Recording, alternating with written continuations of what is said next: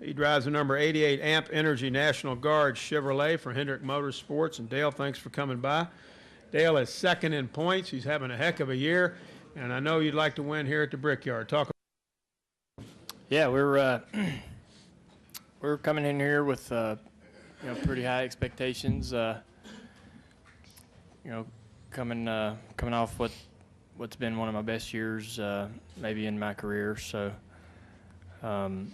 we like coming here, like the history of the racetrack. The history here is just incredible. All the way back to when it was shut down through the war, and how they had to renovate the place and bring it back, and just how it was able to survive. A lot of things like that. And here we are racing on it today. It's just incredible. But it's a challenging place. It's one groove, and you kind of fight getting aero tight behind people, and so when you show up for practice kind of what you need out of your car, and we've been working on our car today, and hoping that we can get it to doing the things I want it to do and that it needs to do. I felt like when we ended practice, we were pretty happy with how the car was showing speed.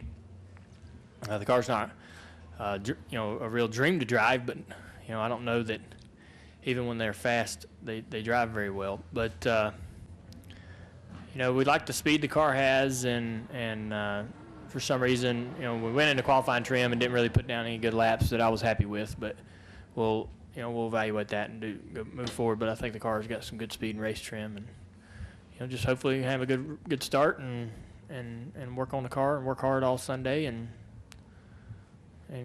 see where we end up.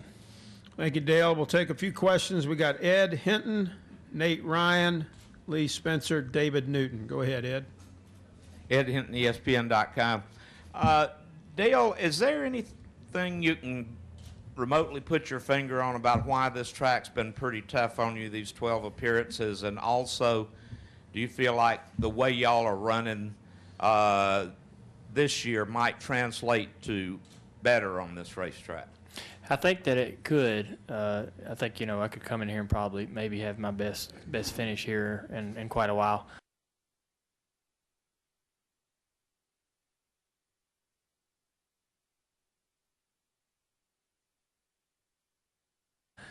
I think the reason that I struggle here is because it's one groove, and following people around the racetrack, not being able to get to their bumper because of the aero push.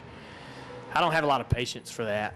I like racetracks where I can change my line. You don't have but one choice to really run through the corner here. You don't have a top groove, or you can't really, take a bigger arc into the corner or change how you exit. You kind of got one choice, and everybody has that same limitation, and so you sort of snake around the racetrack without with a challenge of the aero push and everything. It's really difficult to get to people and make when you're talking about running in top 5, everybody's really running the same times, and so I'm just not a patient driver, so I get a little frustrated and end up overdriving my car, and I just can't, when I go to racetracks where I get stuck behind somebody because it's tight, I can move around, and do things that get creative and do things that might help me, might not, but I got in my mind, I feel like I got more freedom. So that's just, and that's not a knock on the track. I think it's just, some drivers are really, really smooth, really, really patient. I'm a bit more brash in my, in how I drive the car. Quick follow. 95, when your dad won here, were you here? And but you weren't here for the win. But what was that like for him and for y'all as a family for him to have a win at this place so early on in this race's history? Well, I remember him talking about before he had won here and how he wanted to be when they first came here to test, he had to be the first guy out on the racetrack. It was a bit of a, there's a lot of competition between him and Rusty and all the guys to get on the racetrack first because of the photo opportunity. And the same thing about sitting on the pole for the first race and winning the first race. And when he didn't win the first race, I think that disappointed him. And so he expected to come here and win the first race at this track. And I knew it meant a lot to him when he did eventually win here because, you know, he knew that I think he was, you know, on the backside of his career. At the, you know, he certainly wasn't staring at, you know, 15 more years, and knew that the opportunities would be limited coming here once a year. And it meant a lot to him to get a win. Let's go Nate Ryan, Lee Spencer, and David Newton. Nate? Nate Ryan, USA Dale, given all that, given the family history, and given that you just talked about that you're cognizant of how special this place is in terms of historical value, is it extra frustrating that there has been that lack of success for you here, knowing this is a place that sort of cements drivers' reputations and you haven't really had that breakthrough here yet? Yeah, I guess so. I mean, I don't really feel as frustrated about my performance here, I think, as one might think.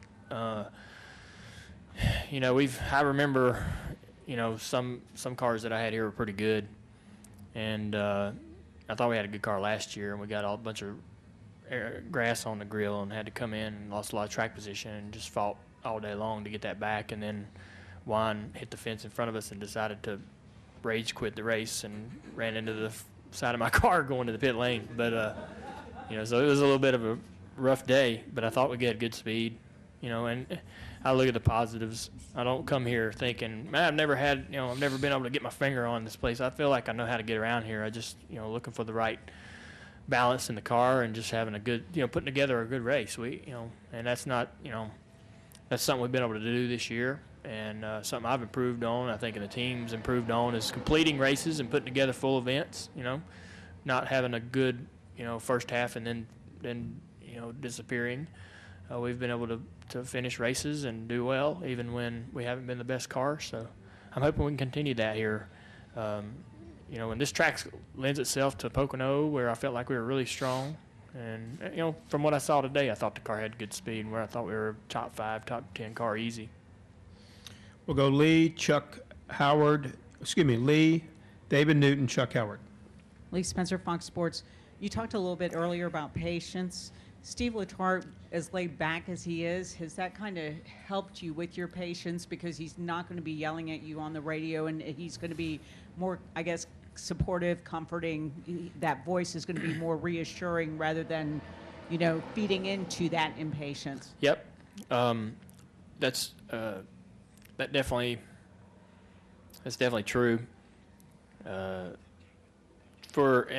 to use an example, today in practice, the car, we put scuffs on, and you know, I'd seen some guys change tires, and I seen them go out and make some laps, and they had stickers on, and we put on scuffs, and we went out, and we were about 3 tenths slower than the guys that were putting on stickers, and I was disappointed in that.